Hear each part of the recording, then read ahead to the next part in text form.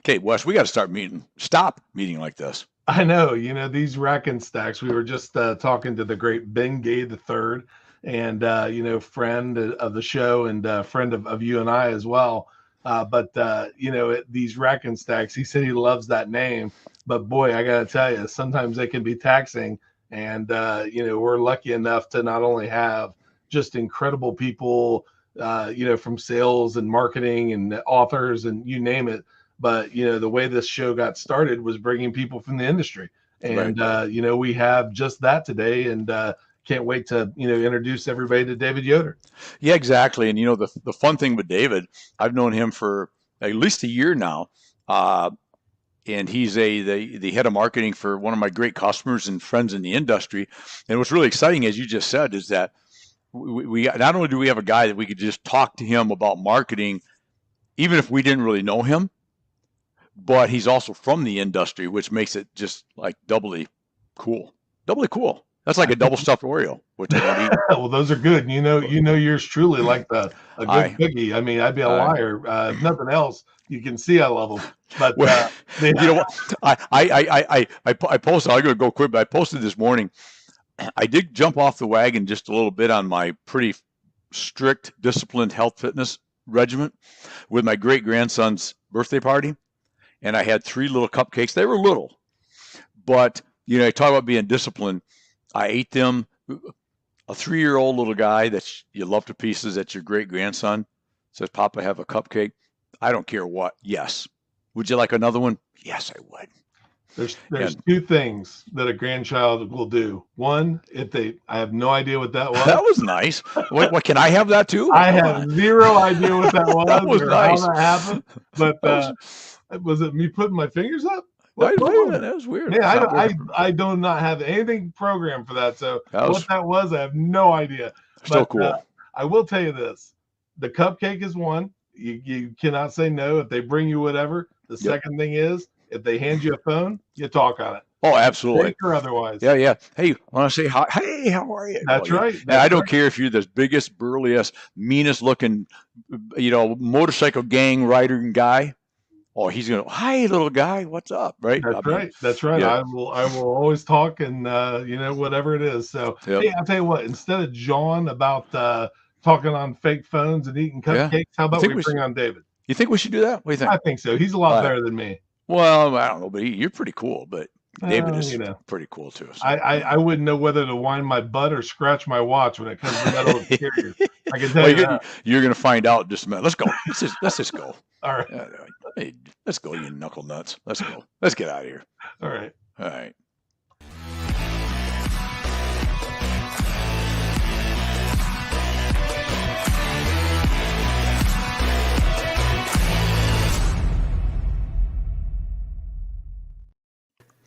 David Yoder Jr. What's up, buddy?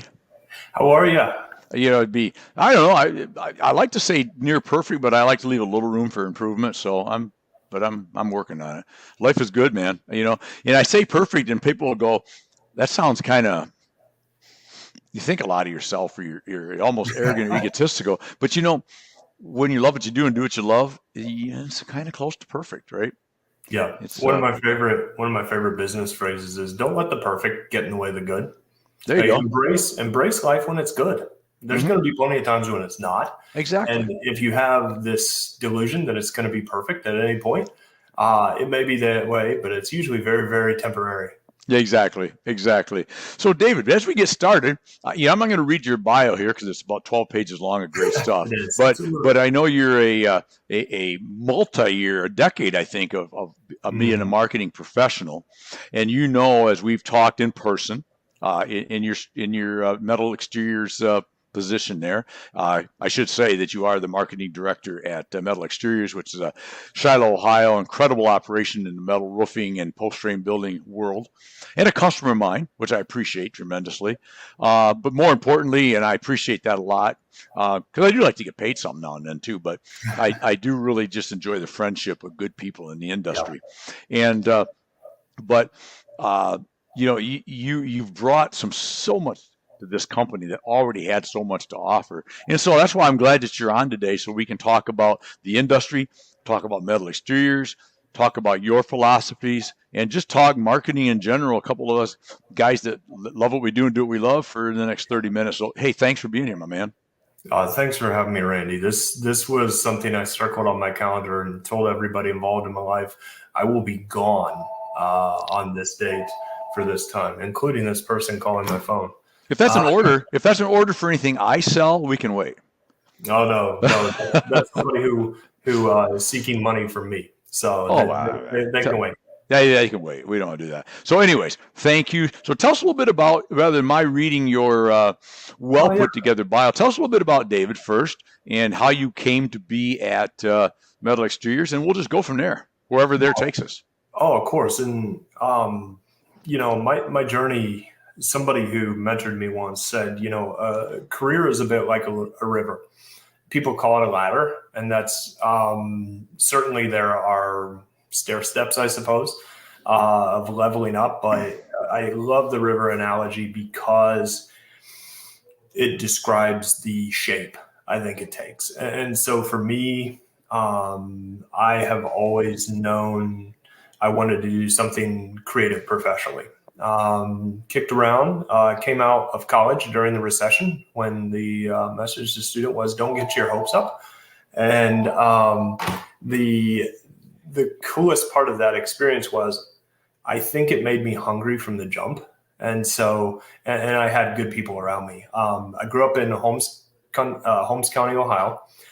We went to BG Amish school at a great school called Maranatha, got to meet just incredible families of entrepreneurs through that experience. Dad then became a bivocational pastor and finance professional. So I got a good education at home and a good education elsewhere. And I've been up in this area ever since, the last 20 years of my life. This area means a lot to me. I went to high school here and then graduated, and I actually went to the Ohio State University branch just down the road. So they had a program that allowed me to stay at home and get my bachelor's, which financially set me up for success. And I started working right away. Public relations at Ohio State. Spent a decade in media and advertising, specifically then specialized in revenue production for publications. And along the way, my dad had taken a couple stints at metal roll forming companies and post frame companies. And I think I remember at one point saying, well, I'd never join this stuff. I'm in the advertising world.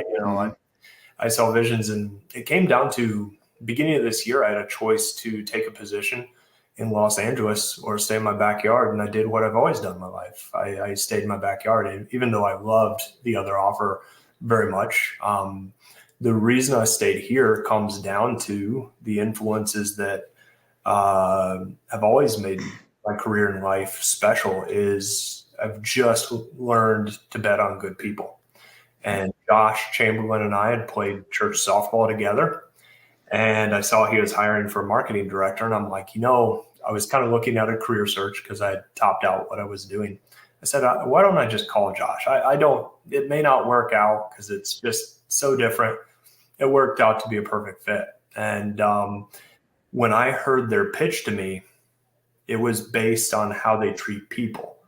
And I looked at their business fundamentals, how they treat people, and specifically how they invested in from a values perspective, and how they invested in motivating their people and making them share in the success. I'm all in, and I've been here ever since. That's awesome. And I can speak from knowing your owner or majority owner. I mean, there may be some others, but Carl Zimmerman. Carl and I go way back from his early days. That's how old I am, man, thinking about that. But anyway, his early days, and I can attest to, it all starts at the top and filters down.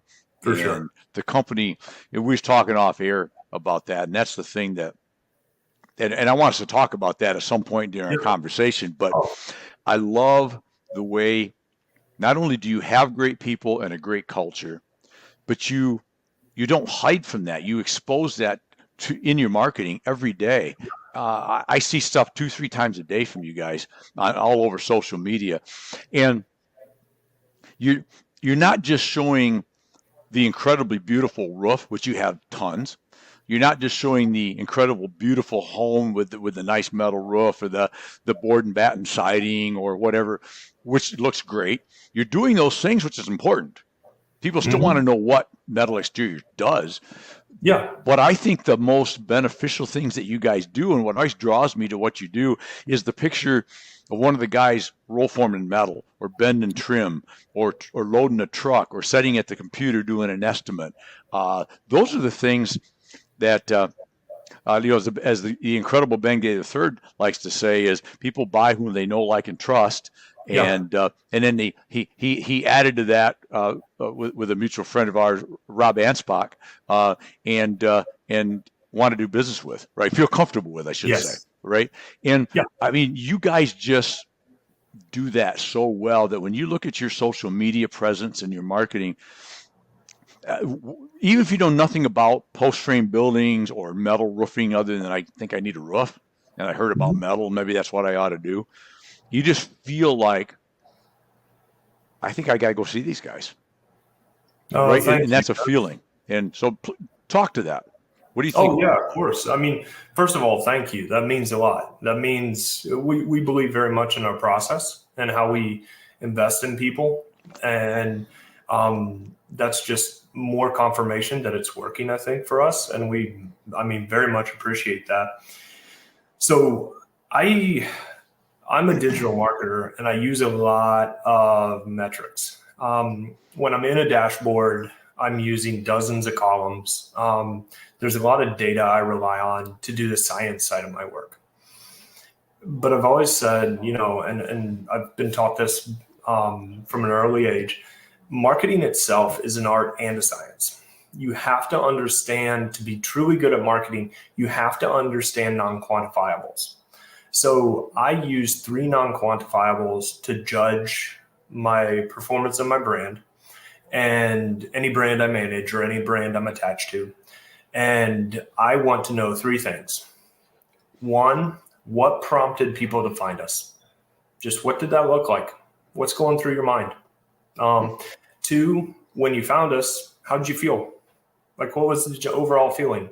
Were you excited? Was it meh? Or did we make you angry accidentally? Usually, hopefully.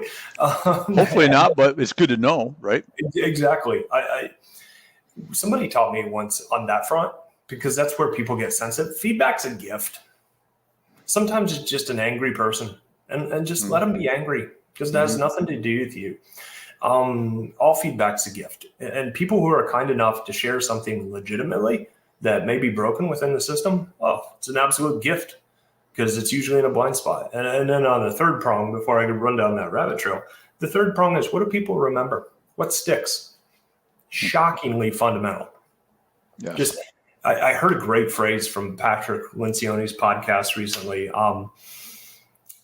People get a little sophistication bias with, like, how cutting edge is our stuff? What trend are we chasing? Oh, somebody did this that worked for them. Let's copy it. There's not any reason to abandon the fundamentals to chase the bright shiny. So much of what I do is really obvious. And that's because I learned the hard way that people want you to get out of their way on their purchase journey, their customer journey. They need you there at key junctures to get them through stuff. So the faster you are to getting them at the point of discovery, there's certainly a competitive element to that. But I think there's much bigger than being one of the 3 to 5 people they're considering, is being the best you can every single day. Creating a high threshold of consistency and holding yourself to that, that's something internal. And that begins from hiring to culture, like you said, from top to bottom. The guy on the floor matters as much to our success as the most advanced C-suite level kind of conversations. Right. It just is something that we really harp on values for that reason, because the margins in business aren't that wide. And so when we're getting to how we evaluate a brand, especially this is a lot from my perspective, if we're doing a good job of taking care of people's needs and we're thinking proactively about how we've priced, how we've served, and how we've delivered. And that's another thing. Everybody loves to get to the magic ring of the cash register, but the hardest part of the job is making it show up on site. That you just have to be consistent. And that's where I think a lot of this getting out of your own way is probably job one of marketing. And so let's stick with that for a minute, because I like that theory and I know what you mean, but for somebody that might not grasp that statement, what does that mean to get out of your own way? Let's elaborate on that a little bit. Yeah. So I use something, the way I talk to people is them-centric. That means I work very hard to understand how they're feeling, to empathize and be their advocate through how we design digital processes to physical processes. I want to reduce their pain as much as possible. That's the core of it. I try to understand what are their internal needs, like what's going on up here and maybe I try to understand the way they look at the world. What are the philosophical things they're just unsure of? And then what are physical problems? Like what are the actual physical barriers, things beyond both their and I's control? Like what does the shape of the problem look like? And if you look at a lot of how you talk to people, how I form language comes from a good old fashioned thing called hero's journey. And when I'm talking to somebody, I want them to understand I'm obsessed with giving them a good experience and actually solving their problem with a fair, consistent value. I'll ask for whatever I'm advocating for as a marketer. I'll ask for what it's worth, but I definitely cannot be in environments that go in the ditch either way. I do not believe in races to the bottom, and I do not believe in leveraging people. That sticks. Sins of that type stick in people's mind for a long time. And there's no amount of reputation management that will free you from it. And so I love that middle ground. And the reason I love it is because it forces you to bring the best out of yourself every day. And then it rewards you long term. Today I walked in, had a little unexpected surprise. That was a significant deal for us. And it looks to be a significant deal. And it was just a payoff of 6 months of consistency. And I thought it was lost. No, I was like, no, it just took us a while. And it was great. Those are the experiences I live for. So thinking about that, because we all like, as all guys usually, and a lot of women too, we like to put things into sports analogies, right? Yeah. So it's a marathon versus a sprinter, and you got to know the time and place for both, don't we? Oh, yeah. You got to know when to close. So you got to know crucial junctures when you've got to kick harder. I come from a family of runners. So that analogy is very easy and very apt, I think. You've got to know when to be opportunistic. That creates separation. And then consistency. Consistency is the hard part. I think consistency is not necessarily like a lack of flaws, because humanity creates inherent limits. You got to forgive yourself for stumbling, because it's just the law of averages, and I haven't seen people beat that law. Right. But if you hold yourself to a higher standard and you keep surprising yourself with what you do, man, you win a lot of marathons. Just because most human beings are not willing to endure the painful parts of that. And that's the payoff, I think, of true consistency is just set a mark for yourself. And don't, I think, to go back to, and I'm sorry, I feel like I'm rabbit trailing on this particular one. No, that's okay. Please go where you want. It's one of those things where occasionally I've got to take, occasionally it's 100 meters. It's a short track, a narrow window of time, and I've got to get everything out of the system I can. And that's those moments when I see gaps in the market where I'm like, ooh, this particular metric looks like it's soft and we can take advantage. I went through one of those. We came in under budget on one of our campaigns. So I doubled down, and we had, it was within strategy, but it took advantage of it. And we had to execute fast. We had to do, in particular, I got the pleasure of working for 12 hours straight on a problem. So like that one, well, maybe it's closer to 10, but you get the picture. It was a rough day. Fortunately, it was a Friday. I got to go home for a couple of days. And those are the moments. And then other things like, I am a big believer in automating the mundane. Just don't overthink it. Automate that. And then what that does is that sets me up to react to day-to-day problems. Some of those problems are functions of seasonality. Some of them are unexpected moves from the market. Others are just operational stuff, like just dealing with the limits of humanity. Right. It's okay. It's again, I think the best lesson I learned is there's no utopia. This is not paradise. Don't call it awful because it's not perfect, because it rarely is awful. And if it's awful, it doesn't stay that way for long. And that's the kind of one of my mentors called it mental buoyancy, that I think also pushes up consistency. And that's the thing that's probably most misunderstood about sales and marketing people is, oh, they're happy all the time. Why wouldn't you be happy? You make your own schedules, you do this. No, it looks a lot like 6 a.m. to 6 p.m. It looks a lot like, wow, everything I worked hard for failed. I'm going to do it again tomorrow. And then it looks a lot like, this is really unexciting right now. Like this is just a slog. And it looks like hammering through some of that.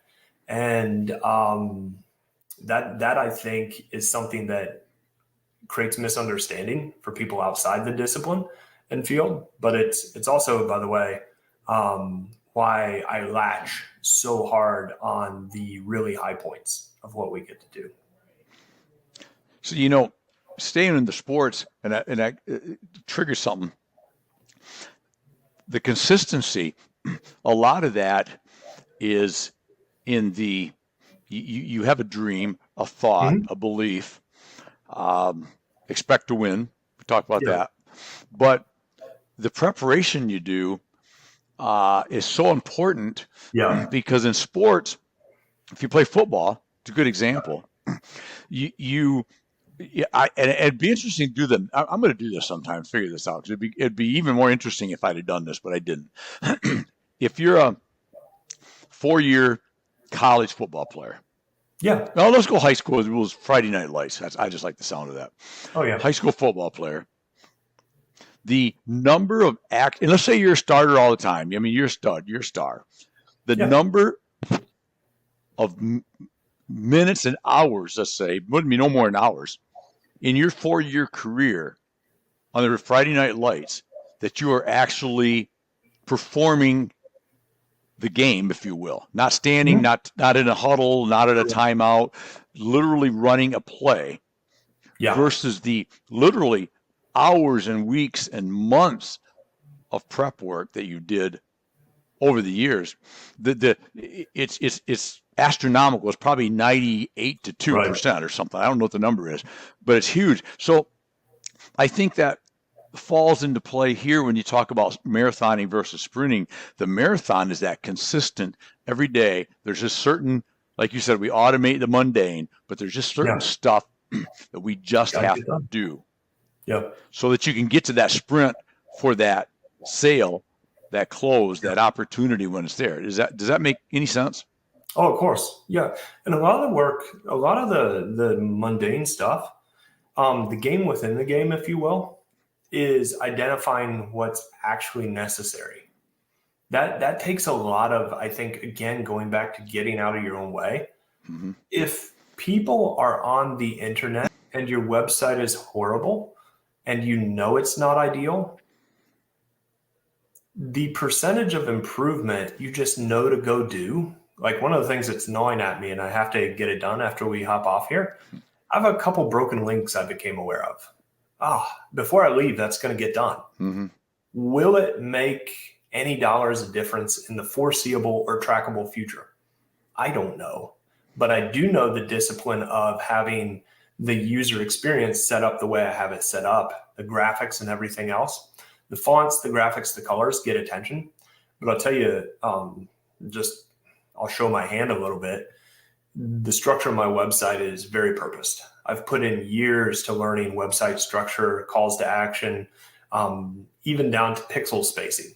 I have a lot of stuff in my head, and that comes from knowing that I need to get better on the overall. And so I'll get a little better at my footwork. I'll get a little better at my tackling. I'll get a little bit better about how I understand scheme. Those kind of things, I think we don't focus on enough as professionals. It's that high threshold. And that's being in this organization at Metal Exteriors, the value placed on consistency and quality of work, just doing a good job, the value they place on that creates such a high threshold of performance that they really don't have to ask people after a while. There's just an expectation. This is what we do. This is the bar. And then when people find the opportunity they know is high value, we don't have to ask them to execute on it. They know when it's go time. They know when it's peak season. That's talked about. And then investing in good people just compounds that. It's fun to come to work. Mm-hmm. There's a lot of stuff that washes out. And that's one of those where for me, when I'm looking at why would you stake your, why does this all come back to people? It's because I think so much of business operations and so much of actually relating to a consumer comes from a daily repetition of what actually matters. And so, hey, if this really annoys somebody, as a business, we ought to attack it, no matter how small it seems to us. And to me, that looks like getting out of your own way. Mm-hmm. If people need the product to not be dirty, and you know that you have a little bit of problem with dust control, just fix the dust control. Some of these things are so systemically eliminated. And I just made up something. I don't know if anybody has a problem with dirty panels necessarily, but that would be irritating because empathetically, they just laid down a significant amount of financing on their exterior project. Right. And understanding that it's our job to make that look like a 5-figure investment when it shows up, from the time we market it to the time it actually lands. Man, the driver becomes really important in that. And man, the warehousing guys are really important in that. Just as much as the marketing director, the salespeople, the customer care people, that everybody has that little segment of customer journey they touch, and understanding and making it small enough for them to manage and become unconsciously competent. But then we celebrate a lot of successes and we put that out. We keep score. Mm-hmm. So we put that out in front of people, not in a punitive way, but in a motivating way that I'll bet we can make that better. Mm-hmm. That's when it all comes together. I love that. And, you talked about the an area that it's really, I think, is super important and gets forgotten. You talked about the guys out running the equipment, the office staff, the guys producing product, the truck drivers, whatever it is. It's an age-old statement in the world of sales, right? That gets forgotten, but everybody is in sales, whether they have a title, a salesman, salesperson, sales rep, sales, whatever it is. Every single person is a salesperson for the organization that they work for, right? And like you said, a lot of times a customer may be drawn to a Metal Exteriors because of the excellent marketing. They say, God, I feel comfortable about these people. Look at some beautiful roofs. They seem to have great people. They're all smiling. But maybe they never come in. Maybe the only person they see is the salesman that comes out, helps them develop the project. And outside of that salesman coming back once or twice, whatever the case, depending on the scope of the project, the only other person they may see is that truck driver once or twice. bringing out material. Well, if that truck driver shows up, they can make or break the whole opinion of did I make a good decision. If they're happy, they're proud to be there. They're proud to hop out of the truck and, let me move that out of the way so we can get this up close to the jet. Whatever it is they're doing. Yeah. I love this company. Oh, how long you been in metal exterior? I've been with them 5 years. I'll stay here forever. I love these people. Versus, they really suck. I hate this. It's a crap job, and I can't wait. I'm only doing this until I can find something else. Yeah. It taints, because everything is a sales call, and they mean sales in a good way, not a bad way. Yeah. Every complaint, if it comes up, every missed shipment, every damaged product, everything is an opportunity, right? Because if we do it all perfect, and this is where I want to go with this. I love your take on it. I think if we do everything perfect, which is the goal, ideal, sometimes we're not going to. No. But if we do it all perfect, I have no opportunity to show you how good I really am, right? You just got what you expected. It's how you find out, man, these guys really do practice what they preach. If something goes wrong, and how do you respond? Do you accept ownership? Do you apologize immediately? Are you empathetic? Do you show sympathy? Man, I'm sorry we messed you up, but here's what I'm going to do, and I'm going to do it right now. That's a huge, huge difference between companies, right? Oh yeah. And my take is good companies don't trip over dimes. And dimes are percentages of the whole. And I think it shows up in the very smallest things. This is just something, and I'll tell a little bit of my philosophy here. I buy brand name apparel. It's about 20% more. So you really have to budget, and you have to buy right. That I can control budgeting. I can control purchasing right. I can't make up for something cheap. Right. And so the guys, when they get, and again, it sounds so silly that the brand of apparel I hand my guys and my customers, but that's the way I can show them I've thought about what you put on your back and around your head. And I want you to feel good about it. And by the way, 20% more. This is just my ice. This is the other side of it. This is the ice cold marketing theory. 20% more on that jacket is nothing when I get 100 more wears out of it per year. Right. Like it's the ROI is stupid high. Like if my guys are wearing the stuff they love to the Friday Night Lights, if they're wearing it to the league games they coach, if they're wearing it to church, they're wearing it to the family reunion. The coolest compliment I got in the last year was, dude, hey, if you can spare another ball cap for me, I'm so proud of this. This is going to be my nice hat. I was like, bingo. Yep. There is all of it come to, I don't trip over the 20% because I'm getting 200% more wears. The guy wants 2 hats because he's proud to be here and he's proud to sport that brand as if it were Nike. I've won. Yes. There's no amount of money I could spend to get that kind of employee advocacy. And then it shows up when, there's something that went wrong in the process, and that happens. And none of us love it. It's the worst day when some of that comes. Right. It's the worst part of our work. If we really did, and we really can, make it as right as much as we can financially, I have seen every member at this team, from the top level with Carl to Josh as the sales director, to Lauren as VP, to the guys in the truck, just making sure the plastic's tucked under. That's what I'm proudest of our company, because we had a choice and it was within our rights to meet a standard. But to see the guys go beyond that and that be a cultural thing that's called out, recognized, and rewarded, man, I'm proud to be part of that team. Because that's when you can do something else legitimately and you choose to do the right thing, just like we put on our core values, which, by the way, everybody has. We are family. We are committed. We prioritize personal growth of our people. We comport ourselves with humble confidence, meaning we believe in our systems, but we don't beat our chests. And then we always do the right thing. I can stand on that. And I can go home and sleep like a baby. And by the way, the 20 grand that's a big size mistake for us, the 20 grand will come back. Sure it will. Because that person will say, those are stand-up guys. It went wrong, but I still think you should pop a roof on, neighbor.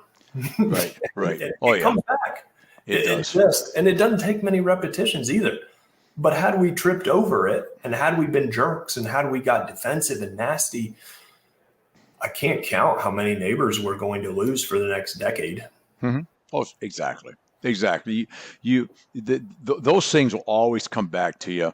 And, I love back to the quality product, the apparel, because I made a note here because I didn't want to forget. I love that concept because forget the ROI part of it, which is very accurate. You can't forget it because it's an important part. But the other part that I was focusing in on listening to you is there's a different look and feel that you give if you've got a quality shirt versus a Walmart special. Not knocking on Walmart, but I'm just saying there's a different look. It makes you look, and there's a more important factor. It makes you look better to that potential customer, but you will look better to that potential customer because you just shaped up, cleaned up, you feel good, you feel proud, you feel like a pro, right? That's right. I mean, that's why when I do trade shows, I will tend to probably dress a little more formal than maybe some will. Yeah. But you know what? When I go to a trade show as a guy that's been in this industry as long as I have, feel like I've developed a bit of being a professional. Yeah. I like to put a sport coat on. You know why I like to put a sport coat on? Because that says I care. That says I am the real deal. That says I'm proud of what I do, and I'm not afraid to tell you I'm proud of what I do. Yeah. And isn't that better than an old pair of dirty shoes and a jeans that's got a little tear in them and some shirt I threw on because it's just a builder show. Who cares? Mm-hmm. Well, that's what a show is I don't really care. And so you feel better with that. My final point to that, I think, is I believe that every interaction I have with every person there is going to come from a higher level because I feel proud, I feel good, I feel like a pro. Makes sense. And I think that's exactly what you're saying. Oh, yeah. Yeah, it's that Steve Jobs put in his product development. Do you know the percentage that Steve Jobs focused on? It was 5%. Because in his mind, people could get to a certain level of smartphone or whatever the product was, but he would always beat them on the little heavier cardboard, the little soft touch. He was obsessed with the matte finish of the ink because he wanted it to feel different on your fingertips. And that's a little bit of design theory, but it comes back to the same thing of, are you really setting a high standard? Mm-hmm. And are you really doing the 5% extra annoying? This is the way it takes shape to me. It's annoying. The extra 5% is annoying. You can't always get the value back immediately, directly. It's a long tail play. It's a play over time because the quick return stuff, by the way, are the same thing everybody wants. But I find it's just not there. Again, it's like a fantasy, a utopia vision. And you could argue with me on that, and I'm sure, but this is just the way I found it works. But it's that little 5% where you thought about how it hits their fingertips. It's the little, and there's a balance to that. I actually buy the cheapest ink pen or one of the cheaper ink pens. You know why? Because I want to buy a ton of them. I just want to have them available. I don't want to run out. But my ball caps are expensive because I want them to be special.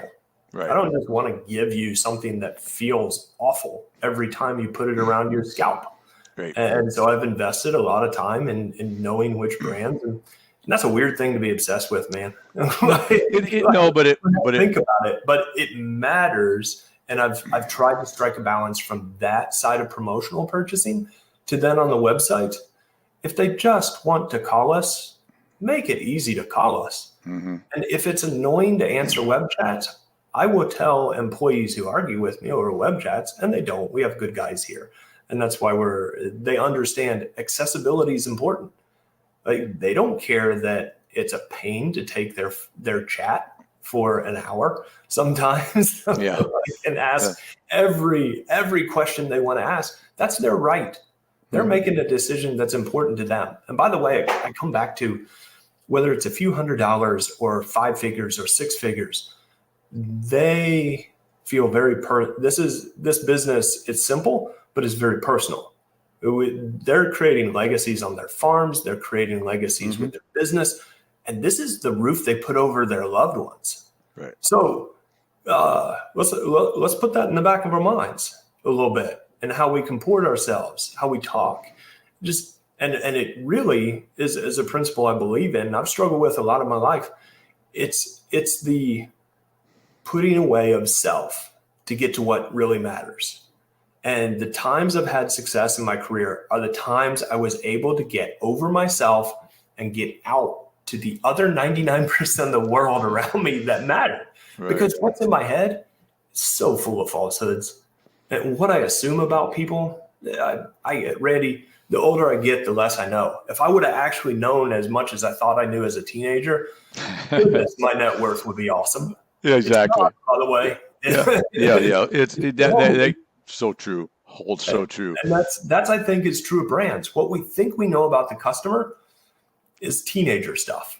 Like if we make all these assumptions and we go on the boldness of our own knowledge, if you actually reach out to people and you actually take time to gather that data consciously and systemically better. It's not just happy talk. It's not just hugs and glad handings and handouts.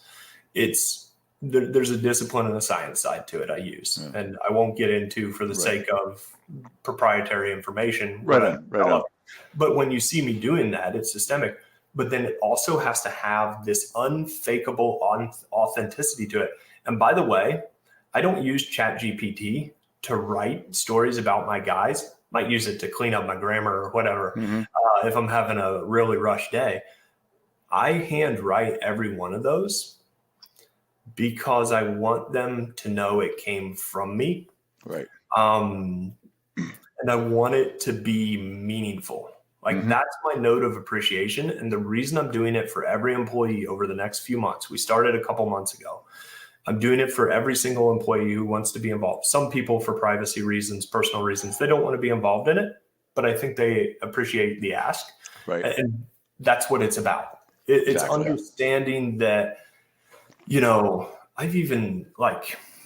I've had so many neat experiences with this brand that have nothing to do with our product. But here's the flip side of that. The same principle we treat each other with is the same thing that Carl designs these things with. I wouldn't want that crap on my house. So why would I make a less than quality decision? So let's make things we'd put on our house. And by the way, the thing I'm most proud of around my house is the little playhouse I built for my daughters using Metal Exteriors products. There you go. It just meant a lot. I used something we didn't have use for, and it looked cool. My neighbor immediately gave me a compliment on it. He's like, "Holy smokes, you must have spent a fortune on that." And I'm like, "Well, no, it was actually clearance bin material, but thank you anyway." Yeah, there you go. That's awesome. And it's meaningful stuff, and that I think is if we're looking to go out here as marketers and salespeople and think we can dazzle people into business, I think you've set yourself up for failure. Making meaningful connections means you do your absolute best from beginning to end and you bet on it. And if people give you the gift of saying, I think it could be better, or you don't give yourself the gift of, daggone, I worked hard today. That's, by the way, the best gift you can give yourself, because you don't go home and obsess over your work. You turn it off and you go give your kids a hug. Yeah, you put it a good 8 and you go home. That is the secret sauce, by the way. Carl enforces that really hard. I don't send him messages, and I don't send anybody else in the leadership team messages after 4. It's the first time in my career I've done that. And that's not a slam on anybody I've worked for. There's been necessary things, but we choose to conduct ourselves because we're obsessed with the 5 repetitions of 8 hours. Do them well, and then go home and be a dad. Go home and be a good husband. For us guys, that's the secret to success, is because we use this job and we use the ethos with which we conduct ourselves. That becomes part of your character. And then if you're faking it, you probably won't enjoy it and you probably won't be around here. But fortunately, we have pretty good track records of tenure around here. Sure. And we have attracted lots of people around here. Myself being now an evangelist of something that was done to me. They valued me. They were straight up. Everything they promised me, they followed through on. And then I've wanted to model that behavior. And that's the part of marketing. When you get that, I don't think we can make a product physically. I think the physical limits to the products we can make will never be as valuable as that, because those intangibles will last even when we have a product hiccup, a service hiccup. Exactly. That has staying power. The rest of the stuff, we can figure out how to put a new roller. We can figure out a new die. We can replace the whole daggone thing faster than we can build the culture we've built. And to me, that's what matters. Exactly what's matters. And you practice something as we close down, because you've been very kind with your time, and you need to go home and be a husband and a dad. Oh yeah. Is that a quote I use a lot? Lady, author, speaker, Martha Beck. The way you do anything is the way you do everything. Yeah. Right. And I really believe that and love that. And that's what you're talking about, is how you conduct your life at home is how you conduct your life at work, vice versa. Because I'm a true believer, and right, that you can't just be this great guy at work, right? And then it turns off around when you go home. It goes both ways. You either live the life the way you should live it and do the things right all day long. Because I don't think we're humanly capable of. Or you can fake it here and there for a while, but anything that's faked will not be long-term and normal. But last thing, because you have been very generous with your time, should ask question. What is the one thing that Randy forgot to ask the one and only David Yoder Jr.? Sure. One of my favorite things. So my dad was in construction for a long time. One of the things I would really encourage our whole industry to start thinking about is the giving up of some sacred cows, because I think we have two industrial things down the road from us, industry-wide things. Sorry, my tongue's not keeping up with my brain there. Yeah, that's okay. But we have two significant events, I think, coming our way. One is workforce changeover. We're losing a lot of our advanced career professionals. That means tenure, that means skill, that means a lot of just irreplaceable things. I would love for us to start discovering faster what a generational handoff looks like, not just for our own sake, because I believe there's real benefit in starting to do that right now, but I like to think about our legacy. And I think we are in a position as an industry to solve a lot of problems. Do you know a good portion of people under 40 are scared they may not have home ownership? Man, I think we should fight hard to get that changed. I agree. I think we should do everything in our power, because we have a unique skill set to make it possible. I don't think we should get so obsessed with squeezing an extra 1% of margin out. And that's an industry. I know it's hard, because the 1% looks a lot like my quarterly bonus. Right. A lot like things I get to use. So that needs to be my money where my mouth is, because I'm betting over the course of a year, I'll get the 1% back. Right. I'm just going to work hard enough to make that happen. I know that about myself. Yep. The second thing I think we have an opportunity to do, I think we have an opportunity to digitize a lot faster. I think we need to really press the pedal on our operational software, and some of the things where we've been blessed with an overabundance of work. I think we need to, and this is a hard ask, I think we need to use some things to create some efficiency and some opportunities for people to grow this industry. And the reason I think that is, I think too many, and then these two intertwine. And so this is just a free soapbox. Sorry if it bores anybody. But this is something where I think if we can start to allow junior employees to do things just a little bit differently to help them take ownership and shape it, I think we'll be surprised how wide this industry can be. I think we'll be surprised how we see norms shift positively for the first time in a while. I've seen a lot of the fundamentals and norms shifting negatively in my view. That bothers me. It bothers me a lot because I intend to live on this rock for a little bit longer than the next 2 to 3 years. Exactly. And so I've got to start thinking long term. That's what charges my batteries, when I can move that forward in my little sphere of influence. And that's what I think those of us who have a little career experience and are capable of operating at a high level, let's think about what we're doing to hand it off. Right. What we can let go of. And then 2, where did I get old? Because all of a sudden I got gray hairs and bad habits.